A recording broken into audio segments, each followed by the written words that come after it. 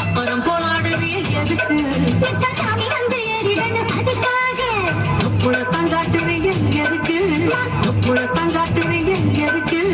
துப்புளத்தான்